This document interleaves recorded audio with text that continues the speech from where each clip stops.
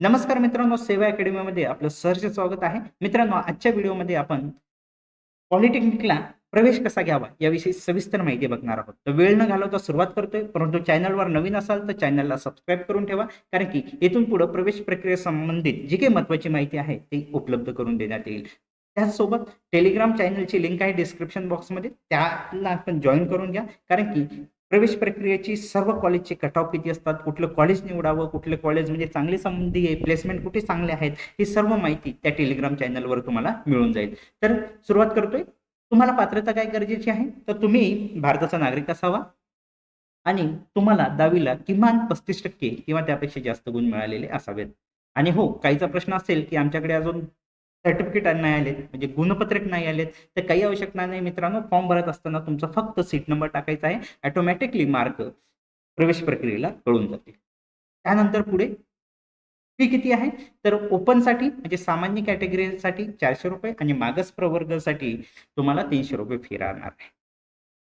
कागदपत्र पडताळणीचा पर्याय तुम्हाला 2 आहेत, ई स्क्रुटनी आणि फिजिकल पडताळणी. ई स्क्रुटनीमध्ये तुम्हाला घर बसूनच नोंदणी वगैरे सगळं काही करायचं आहे. थोडक्यात मोबाईल किंवा संगणकावरून तुम्हाला ऑनलाईन अर्ज करायचा आहे. आवश्यक कागदपत्र स्कॅन करून अपलोड करायची आहे आणि त्यानंतर तुम्हाला एफ-सी सेंटरला जाण्याची गरज नाही. तुमची प्रवेश प्रक्रियेकडून तुमचे डॉक्युमेंटचे व्हेरिफिकेशन करण्यात येईल आणि त्यामध्ये काही जर अनावधानाने त्रुटी तुमच्याकडून झालेल्या असेल, तर त्या तुम्हाला कळवल्या जातील आणि सुधारित अर्ज पुन्हा सबमिट करण्याची तुम्हाला संधी दिली जाणार आहे.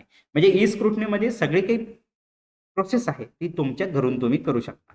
आता फिजिकल पडताळणी यामध्ये तुम्ही नोंदणी नंतर तुमच्या जवळच्या एफ-सी सेंटरला जायचं आहे. एफ-सी सेंटरची यादी सविस्तर डिस्क्रिप्शन बॉक्समध्ये लिंक आहे. तिथं तुमच्या घराजवळचं एफ-सी सेंटर तुम्हाला भेटून जाईल. तिथं तुम्ही जाऊ शकता. त्याच्यानंतर तिथं जे काही गेल्याच्यानंतर तुम्ही टाईम स्लॉट निवडल्याच्या नंतर तुम्हाला संगणक, स्कॅनिंग, अपलोडिंग सुविधा हे फ्री ऑफ कॉस्ट तिथं एफ-सी सेंटरला पुरवले जाणार आहे.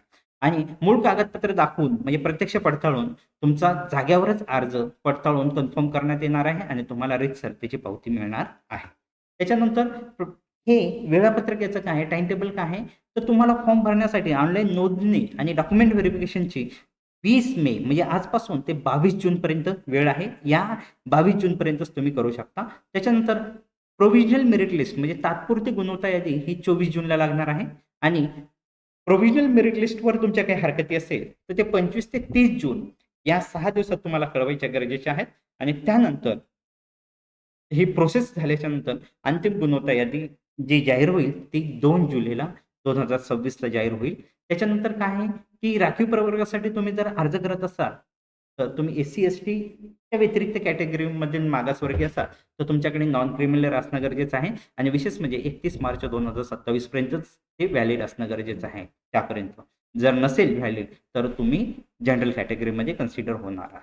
ई-डब्ल्यू-एस वाल्यासाठी तेच, पण ते केंद्र सरकारचं प्रमाणपत्र चालणार नाहीये आणि प्रमाणपत्र जर तुम्ही वेळेत नाही दिलं, तर तुमचा जो काही समावेश आहे खुल्या प्रवर्गात करण्यात येईल आणि तुम्हाला जी काही ₹100 ची म्हणजे ओपनला ₹400 आणि मागासवर्गीयला 300 म्हणजे ₹100 ची बचत होती, ती तुमची तिथे होणार नाहीये. तुम्हाला ₹100 ऑनलाईन भरावे लागतील आणि अर्ज तुम्ही जर कन्फर्म नाही केला, तर तुम्ही गुणवत्ता यादीत तुमचं नाव समावेश होणार नाही. या गोष्टी लक्षात घ्या. त्याच्यानंतर त्या राउंड असतो आणि त्याच्यानंतर सीट अलॉटमेंट कशी होते, प्रवेश प्रक्रिया कशी निश्चित करायची, हे सविस्तर आपण पुढच्या व्हिडिओमध्ये बघूयात.